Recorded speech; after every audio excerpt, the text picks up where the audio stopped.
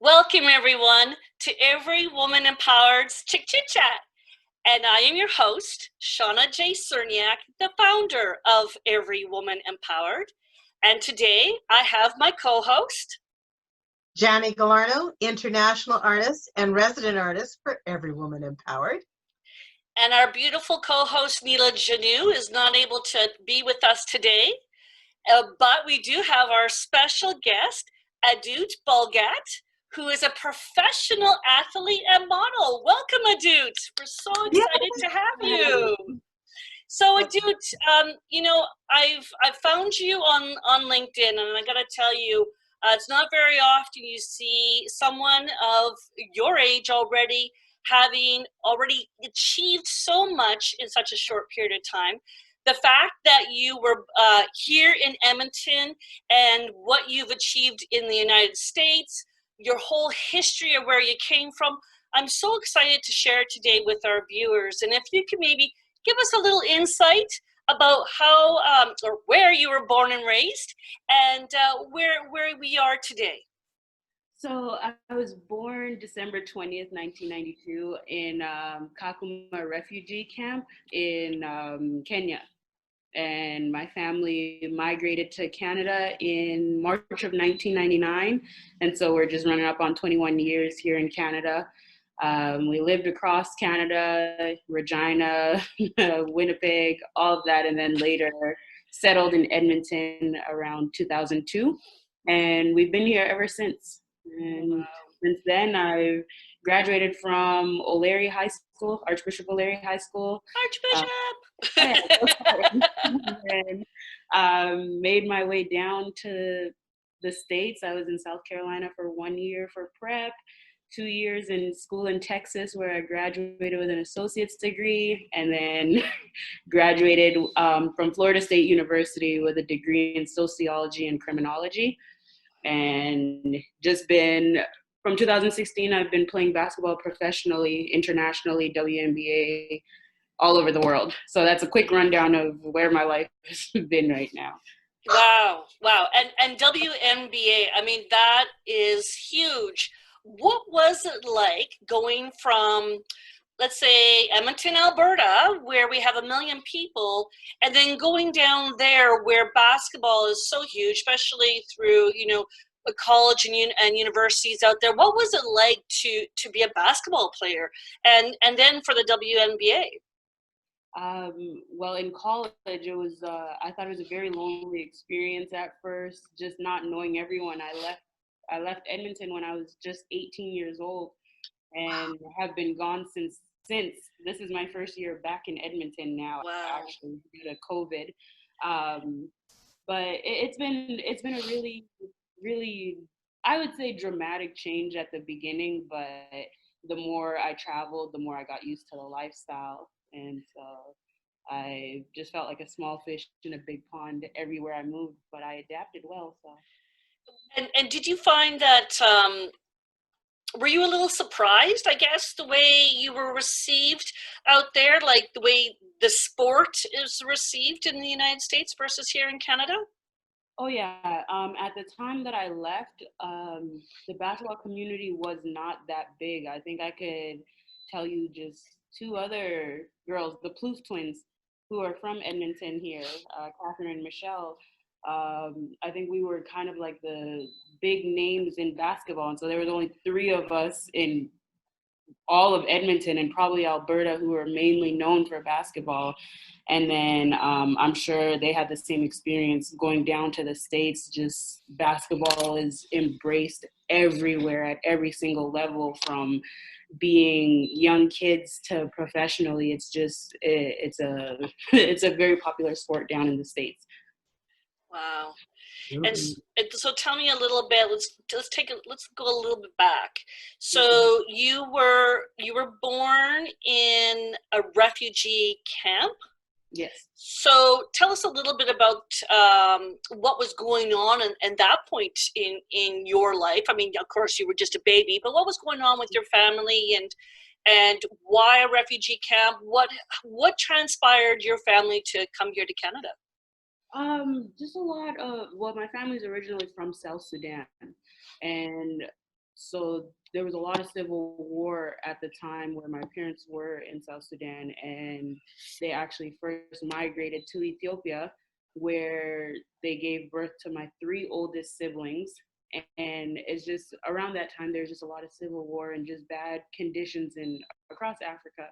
And so it wasn't really a stable lifestyle. My dad was fighting for civil rights as well. So he was in the army, just a lot of movement for the family.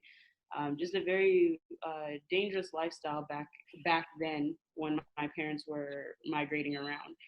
And then I don't have much recollection of being in the refugee camp. I just remember family and friends. I left when I was 6 years old. And so the most memories I have are just pretty much just fun being around family and friends. Right. And then you came to Canada in March, which could have been worse. It could have been like December or January. You came in March. A bit of a transition, and you got to go to all the exciting places like Saskatchewan and Manitoba, Winnipeg, and then you finally came to Edmonton. How was that transition for you coming to a new country? I think it was very smooth, obviously, because I was a child when I came and it was easier for me to adapt then. But obviously the big dramatic changes, like seeing Caucasians for the first time as a kid, that was probably just the most surprising thing to see. And then obviously the snow came from somewhere that's like 40 degrees Celsius, and then middle of March, it's like freezing still. But those were the biggest adjustments that I had to face. And what about language? Did you know English before you got here? That too, language. Yeah. I did not know a lick of English. I was speaking our mother tongue at the time. And did any of your older siblings or your parents know English at the time? I don't know if my parents knew. I don't think my parents knew English, but none of us. It was a transition for the whole entire family. Oh yeah. Mm-hmm. Wow, that's crazy. Yeah. So you then, of course, you're going to school. How did you get into basketball? I mean, were you naturally tall at a very young age, or did that come later in high school, junior high? What was the situation there? I was typically taller than the average kid, but for our community, we have the tallest people in the world. Statistically, we are the tallest group of people in the world, and so I wasn't as tall. Yeah, I wasn't as tall compared to my people, but I started off playing tennis. I did a lot of track and field, soccer, everything. I played every sport. The longest sport I played was volleyball. Up until high school, actually. I had dislocated my shoulder many times, and I just had to hang up the sport. And at the time, I was a dual athlete between basketball and volleyball. Yep. And once I had that injury, that shoulder injury, then I completely shifted my focus to basketball. So I did start late, but that was how my transition came. I tried my foot in every sport imaginable, and basketball stuck for me. That's incredible. That's incredible. Wow. Yeah. So what's been your biggest adventure in your basketball role that has just kind of made you go, I can't believe that actually happened? Ooh, that would be the traveling, like, well, first of all, being drafted to the WNBA, coming from Edmonton, that's not common at all. Even in Canada alone, it's because all the competition is over there. But that was a huge milestone for me, was being drafted to WNBA, getting those scholarships to go to college. So it's something new every year. And then on the professional level, my first contract was in South Korea. And then it was like, oh, I was just in North America yesterday. Now I'm going to be living in Asia for the next 7 months of my life. Okay. Wow. So there's that part of it. All of the beautiful countries and cultures that I've gotten to see, those wow me every single contract that I get. So. No kidding. Were you scouted in high school? Is that how you ended up? Yeah. Like going down to the States and such? How did they find out about you? I mean, because we are up north, and basketball isn't as huge. Yeah. How did they find out that you were this, golden child in basketball? At the time, I played for Basketball Alberta, our provincial team here, and we had an amazing team. We had the best team in Canada, and I played with some amazing players here in Alberta. We had a tournament. We went to an AAU tournament down in Chicago, and then we went to one in Nashville. And then we had the Canada Summer Games where Alberta went undefeated and we won the national championship there. And so there was a lot of scouts around those type of competitions. Those are huge competitions. That's where a lot of people get scouted. And just being on the winning side of the spectrum every time, you get more attention on you there. So right. Yeah, Jani could have had a career in basketball, but as a basketball maybe, but Jani is super short, so I'm just giving her a hard time. She's just a little itty bitty tiny little thing. I'm only 5'1 1/4. Oh, wow. Yeah, I'm a whole foot taller. I will go underneath everybody's leg. Yeah. So you're 6'2". Like, that is amazing. And if like you do modeling, and if anybody has ever seen your modeling pictures, your legs go on for miles. You have the most exquisite legs. Like, wow. I just look at those pictures and incredible. And this is a really huge important question I got to ask you. Where do you get your pants? With legs like that, where do you get your pants? It was easier back then because we had a store in West Edmonton Mall called Tall Girl, and then they renamed to Long Tall Sally, and so that's where I would buy all of my stuff from. And then I came back, I think 2 years ago, and they had closed down. Yeah. What am I gonna do now? So we shifted into online shopping with them. So Long Tall Sally is my go-to for jeans and pants. No kidding. 6'2", wow. Those fabulous legs, and you've been doing some modeling now. There's been some transition from basketball to modeling. What have you been doing for modeling?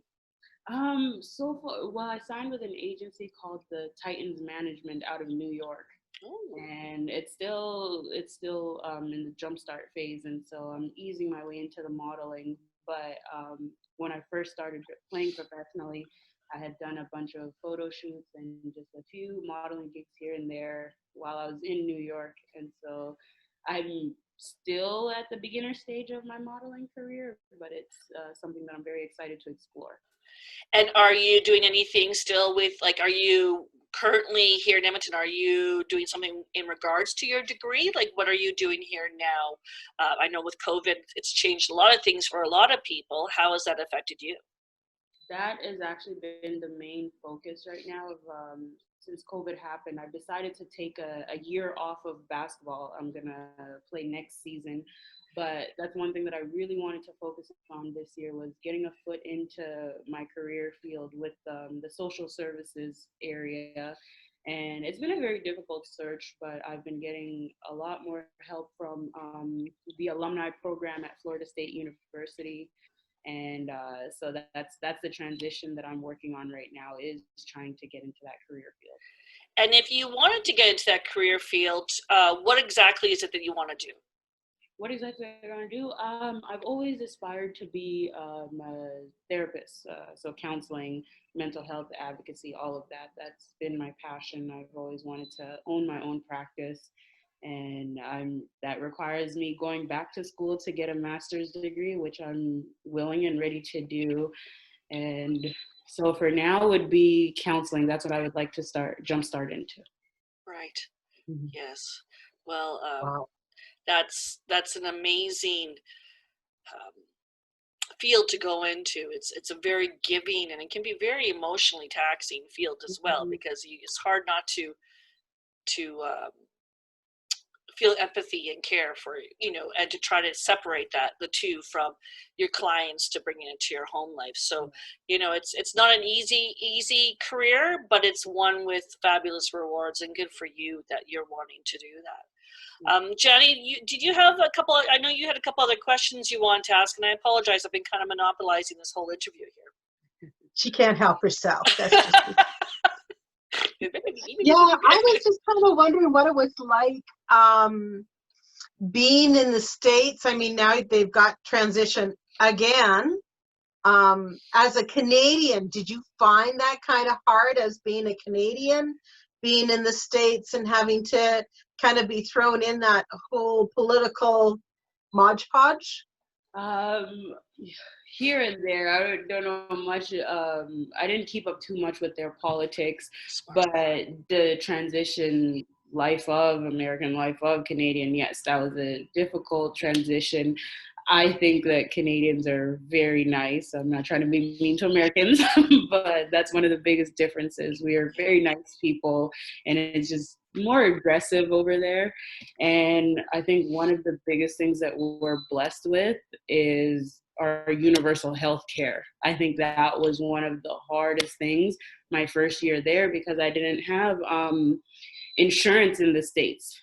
And I remember getting a penicillin shot because I had got tonsillitis, and that shot ran me $800. Oh my gosh. As an 18-year-old. And so I was like, I can't afford to get sick here. And so just little things like that, but it wasn't major, not too major of a transition. And you think, especially as Canadians, these are things that, you know, we take for granted, I guess you could say, because, you know, like if you need penicillin or you need something, you just go, like the flu shot, you know, just go get your free flu shot, whatever, you know, all these things that we don't even think of. And then all of a sudden something happens and then you get that bill. It's kind of a huge shock to the system. Absolutely, yeah. Mm-hmm. So with the American election, just we think, from what everybody says now, it's at a close. How are you feeling about having to see, I mean, as a woman, it is so exciting to see the first woman vice president, and that just shows that we're going to a future where we will see a female president. We've already seen here in Canada a female prime minister. She was short in her time, but we still had a female prime minister. How are you now feeling with seeing that, you know, here is a Black woman being the vice president of America? How is that for you? How do you feel about that in regards to that, I guess I should say? It's a huge milestone. Before even addressing the fact of her being a Black American, she's a woman to begin with, and that's huge for us. Yes, I think it's just a step in the right direction. It just opens doors for young girls, for any other woman to dream and know that they can be whatever they want to be. That the limits, like there's no limits to your dreams. Exactly. And being an African American woman at that even higher ceiling, I think, just because there's not as many opportunities and for Black African American women, and so I think this is it's hard to put it in words. It's just it's a huge milestone and accomplish for just the female population above anything. You know, the fact that we already had a phenomenal person with Michelle Obama. I mean, she is a rock star. Like, this woman is just amazing. And what she did while her husband was president is amazing. And what she's still doing is amazing. And then now to be able to have a vice president, that's so huge. As a woman asking another woman, and because I am not Black, is there a proper terminology to use? Is the correct terminology, because we don't use African Canadian here, in Canada, I should say. A lot of times we just say Black. Is there a proper term to use for, you know, that should be politically correct, I guess, or to ensure that we're being politically correct? I don't think so. I don't play much into those. At the end of the day, she's just a woman of color. I think that's the least offensive or least politically correct term that you can use. Is that she's a woman of color. She's Right. a minority. That would be what I would put to it. Like, I am Indigenous. So, you know, we've heard the terminology Indian, we've heard the terminology Native, we've heard the terminology Aboriginal, and we've come to a point where it's Indigenous would be the correct terminology. I mean, I don't find any offense if somebody said Native or Aboriginal.